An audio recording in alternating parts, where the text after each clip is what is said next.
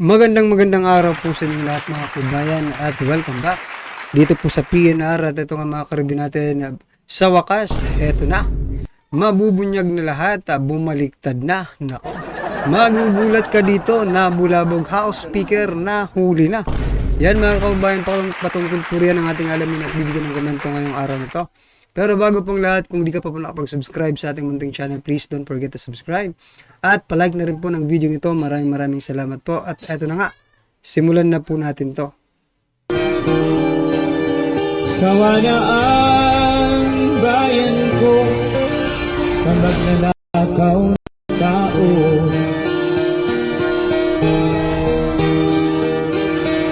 Ito ang nakakagulat. Viral trending ngayon sa mundo ng social media ang di umano'y balitang yung plinano niyong tanggalin si Vice President Sara Duterte sa pwesto, ikaw palang masisibak sa Kongreso. Unti-unti na nga daw sinisingil ng karma ang mga taong pinaggigilan ng marami sa ating mga kababayan matapos mabulgar ang ginawa nilang pangloloko sa taong bayan at di umano'y pagnanakaw. So yun talagang mapapaisip tayo mga kabayan, no, kung bakit nag-resign. No, although sabi naman po ni Congressman Saldico, mga kabayan, no, may health daw yung yung reason, no. May sakit yata siya no. Pero naniniwala ba kayong may sakit si Representative Saldico? O yan, gaya nga po ng sabi kanina, yan, sa sobrang yung atat, no, na ma-impeach itong si Vice President Sara Duterte, yan, mukhang nauna pa si Representative Saldico. O yan, sana may sumunod pa, no? Sana may sumunod pa po dito kay Representative Saldico. Kung hindi man itong mga tuwadcom, ay sana si Speaker Martin Romualdez, no? Sa budget para sana sa mga Pilipino. Pero bago ang lahat mga kapinas, kung bago ka pa lamang sa channel namin, ay huwag mong kalimutang mag-subscribe at pakiclick na rin ang notification bell para mas maging update ka pa lalo sa lahat pa ng bagong videos na i-upload namin. At yun na nga mga kapinas, sa nakarang araw ay kinumpirma ng House of Representatives na tanggal na bilang Committee Chair ng Appropriation ang Ako Bicol Party List Representative Zaldico, na isa sa makilalang kritiko ng mga Duterte, particular na ni Vice President Sara Duterte. Sa loob lamang ng 7 segundo, sinibak ito sa pwesto at ang taong nanguna sa pagpapatalik sa kanya bilang chairman ng Committee on Appropriation ay ang kilalang kaalyado dito or ang kilalang kaalyado nito at presidential son, ang Ilocos Norte 1st District Representative na walang iba kundi si Sandro Marcos, na siya namang sinang-ayunan ng liderato ng Kongreso. Eto mga kababayan, si Sandro Marcos po ang nagpatanggal. So ibig sabihin lang nito mga karibin natin, baka drama lang po ito. Baka hindi na kaya ni Ako Bicol Representative Saldico, no, yung pressure. Kasi lahat po ng mga issue ngayon mga kababayan, no, ay patungkol po dito sa 2025 budget, no, national budget. Di ba siya ang chairperson ng Committee on Appropriation. Yan po ang naiisip ko, baka na-pressure na po siya dahil sa problemado nga yung ginawa nilang budget mga kababayan. Baka hindi niya masagot lahat kasi eto naisip ko lang baka iba-iba yung naging may akda ng bawat nun, hindi nila kabisado, di ba? Kung tanungin minsan at madulas, baka mabuko pa, di ba? Kaya yan, tanggalin na lang natin si Saldico kasi mukhang maganda sa yung memorya ng pumalit, di ba? Kasi teacher nga si Teacher Stella Kimbo. Yan, si Representative Stella Kimbo. Ang pumalit naman kay Saldico. Sabi ko mga kababayan, bakit naman ito ang ipinalit? No, isa rin ito mas malala pa siguro ito kay Saldico. Kung si Saldico ay buhaya, nako, baga ito mas pa ito sa buhaya. So na walang ipakot si Speaker Martin Romualdez na di umano'y mababanagan sa kanyang mata at facial expression na tila tinanggal ang di umano'y sidekick nito na wala man lang daw abiso. Ay pa sa official report na nilabas ng newsline.ph sa kanilang official website. In 7 seconds, Congressman Marcos removed Zaldico as House Appropriation Chair. Davao City on Monday, the Meron pa talagang oras, no? 7 seconds. Oh, world record, mga kababayan.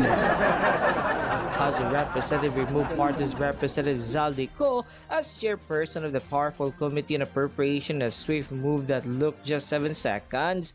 Senior House Deputy Majority Leader and Ilocos Norte Representative Zandro Marcos initiated the action by stating, "I would like to move to declare vacant the position of chairperson of the Committee on Appropriation." House Speaker Martin Romualdez immediately raised the motion to the floor. With no objections, the motion was deemed carried. Within moments, Ko was ousted from his post and Romualdez then suspended the session. Ko's removal followed controversy surrounding the 2025 national budget. As the committee chair, Ko was responsible for overseeing matters related to national government expenditures, including public debt and creation and classification of government positions and determining salaries, allowances, and benefits for government personnel. In a statement hours after his removal, Ko said that he decided to step down due to pressing health concerns. Zaldico in a statement said, "I extend my grateful or heartful gratitude to the majority in Congress for graciously accepting my decision to step down as chairman of the House Committee on Appropriation. This decision, made with a heavy heart, is driven by pressing health concerns. The highly demanding nature of my role has taken its toll, and I know the need to prioritizing seeking the medical attention necessary for well-being." In February 2024, Senate Majority Leader Joel Villanueva raised concerns about Ko's company, SunWest Corporation, alleging its involvement in the Pharmaly scandal and the controversial Department of Education laptop deal. So yan mga kababayan, yung pinupukol po nila sa mga Duterte, involved po ang taong ito. Sa Pharmaly, involved po ang taong ito. Doon sa laptop na inaan nila kay Vice President Sara Duterte, involved din po ang taong ito. Ano po bang ibig sabihin nito, mga kababayan? No? Talagang meron na talagang history si Representative Zaldico sa mga ganong kalakaran, mga karibin natin, no? Oh. Dapat nga lang talagang matanggal. Pero ang ano ko lang, ang iniisip ko lang, no, baka pwedeng isauli yung mga, di ba, nakurakot nila. Kung meron man, kung wala, edi wala. Kung meron, sana, bago kayo magpalit-palit dyan sa Committee on Appropriation, kung may nakurakot man, balik. Ganun din po yung panawagan ng ating mga kababayan. Hindi lang po kay Congressman Zaldico, no? Maging sa ating presidente, di umano, ha? Kasi may balita na mangingibang bansa. No? Sabi ng ating mga kababayan, nako, hindi pwede. Dapat pa nilang panagutan yung mga ginagawa nilang kalokohan dito. No? Magbayad po sila ng dapat bayaran. Well, tama naman, di ba? Kasi hindi naman nila pera yon. Kaya nga, dapat silang magbayad. Had also referred a dismissal ombudsman case against Villanueva, who responded by presenting evidence suggesting his signature was forged in the case. Co-author comes amid growing scrutiny of his action and business dealings, leading to his removal from the key legislative post. End quote. Matapos nga lumabas sa balitang ito ay umani agad ang samot-saring komento at reaksyon mula sa marami sa ating mga kababayan at marami nga sa kanila ngayon ang hindi napigilan kanilang sarili na maglabas ng kani-kanilang hinang at komento sa mundo ng social media. And the netizens posted, "Isang pakulo lang yan, dapat imbestigahan si Zaldico para malaman ng taong bayan kung nasaan lahat ng budget na hinimas nila, action agad mga alagad ng batas para sa bayan. Hindi yan tinanggal si Ko, pinalitan lang yan kasi kumita niyan. Kaya iba naman, tingnan nyo yung ipinalit, mahilig sa mahaling bag, mamahaling alahas, tignan nyo. Yan ang sinasabi ko. Years may mansyon Diba? na yan si Kimbo sa ibang bansa, asahan nyo yan. Mababago bang budget ng 2025 sa pagbaba ng pwesto ni Zaldico? Palabas lang yan na kapag nakaw, ikitsak, tatakot na yan sa ibang bansa. There is no reason for us to celebrate. Fixed na po ang budget na wala man si Kupit, may makukupit pa at siya ang budget 2025. And also, andyan pa si Romualdez. Kukuha lang din sila ng another Zaldico to be continued lang ang kapitan. Pagtanggal ni Unano, corrupt drama lang yan tapos napirma ng budget at natapisan lahat ng agency ng gobyerno. Kwarta na. Dalawa lang yan. Una, strategy lang nila yan. Huwag tayong pakampante na nagsisinasiko kasi yung aso din nila ang nilagay nila kapalit. Dalawa or pangalawa, nakakota na si Ko kaya umalis na sa pwesto. Diversionary tactic lang yan ng mga demonyo. Huwag tayong magpapalin lang. End quote. Sir, kunin lang po namin yung reaction sa inyo regarding Yung? reactions niyo, sir, regarding sa allegation po ni former President Duterte regarding sa black item. He's lying. He's a president. He knows that you cannot pass a GAA without with a blank. He's lying. Anong GAA? Mr. President, hindi GAA. Hindi GAA ang ibig sabihin ni Tatay Digong doon sa BICAM. My God, Mr. President, ratol na? Mayan, mga kababayan, natutulog na naman po ang ating presidente at hindi alam kung ano. Wala sigurong nagbulong, mga kababayan. No? Wala sigurong nagbulong. Hindi mo na talaga alam ano ang nangyayari at parang hindi mo na alam ang isasagot mo. And Mr. President, ang ate Amy mo na mismo ang nagsabi na kaya hindi siya pumirma doon sa BICAM kasi maraming blanco, Mr. President. Ate mo na mismo ang nagsasabi, Mr. President. Ay, Tapos he is lying, no? Nagsisinungaling daw si former PRRD. Nako. Oh, si Senator Amy na pala eh. Oh. So meaning hindi ka naniniwala. You don't believe your ate, no? Oh. Well anyway, kung ayaw mong maniwala sa ate mo, wala naman kaming magagawa. Pero huwag mong sabihin si former President Duterte ay nagsisinungaling.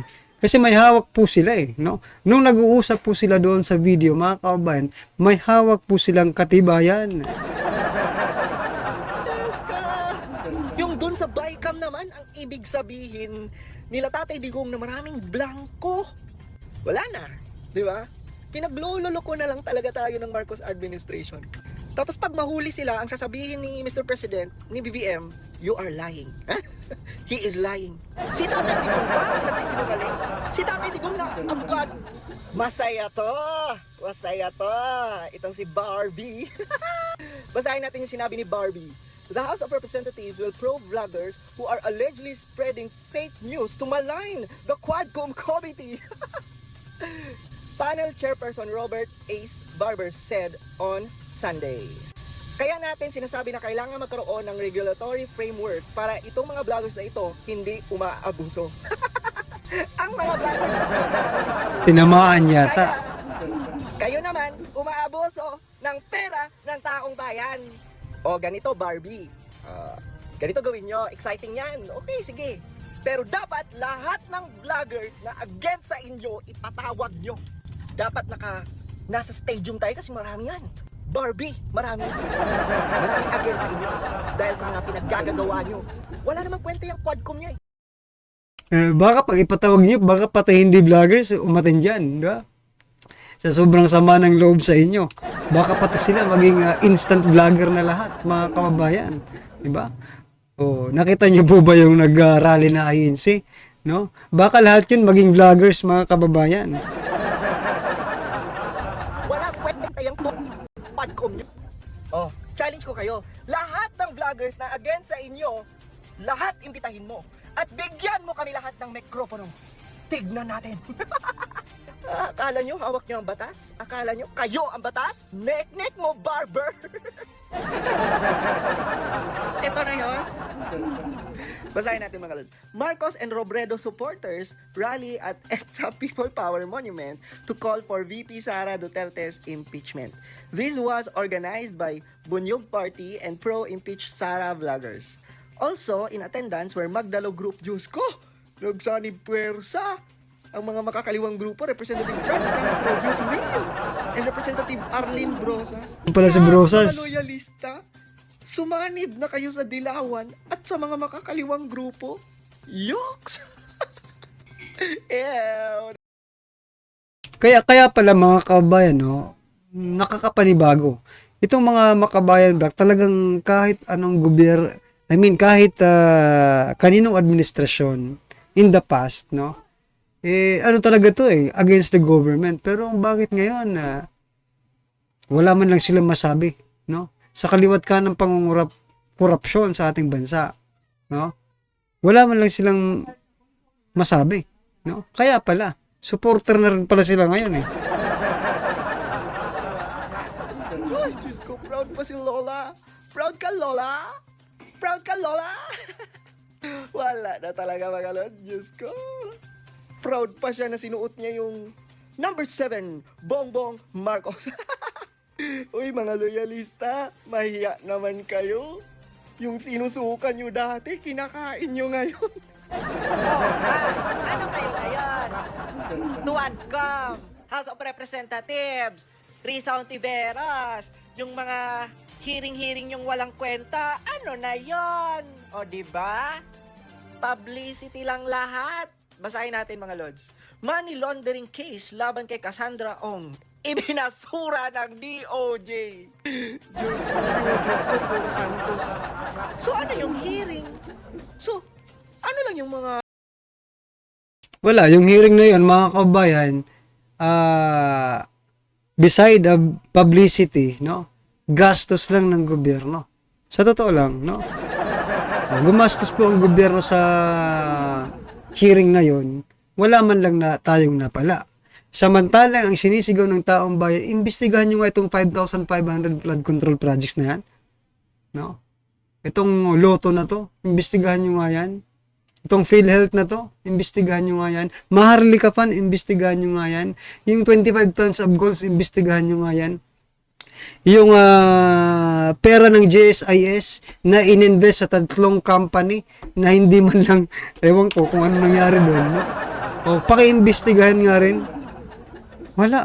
Wala kasi taong bayan ang mga makikinabang Sa lahat ng sinabi ko, taong bayan ang makikinabang. Pero dito po kay Cassandra Ong, sino makikinabang? Sila. Publicity. No?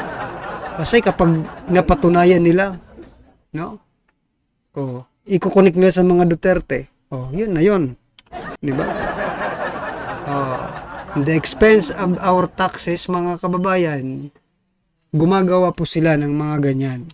Sana mabago yung tradisyon ninyo, Senator Risa Ontiveros.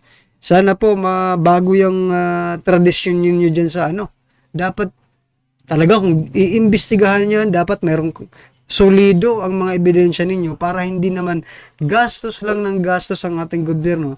At the end of the day, wala rin naman palang mapapala. Diba? Ayun nga lang, kung nakagawa ba kayo ng batas? No? May napagtibay ba kayong batas? Kasi kung meron, ay congratulations. Kung nakagawa kayo, ay congratulations din. Pero kung hindi kayo nakagawa ng batas at wala kayong napagtibay na batas, talagang nagsasayang lang kayo ng pera dyan. No? Dapat matuto na po tayo mga kababayan, kaya wag na talaga. No? Huwag na tayong magpabudol ulit dito sa mga taong ito, right? Well, anyway mga kababayan, ano naman po ang inyong reaksyon, opinion patungkol po sa video ito, comment lang po sa baba para at least alam po natin mga kababayan ang inyong opinion. Maraming salamat po. Sawa na ang bayan ko sa magnanakaw na tao.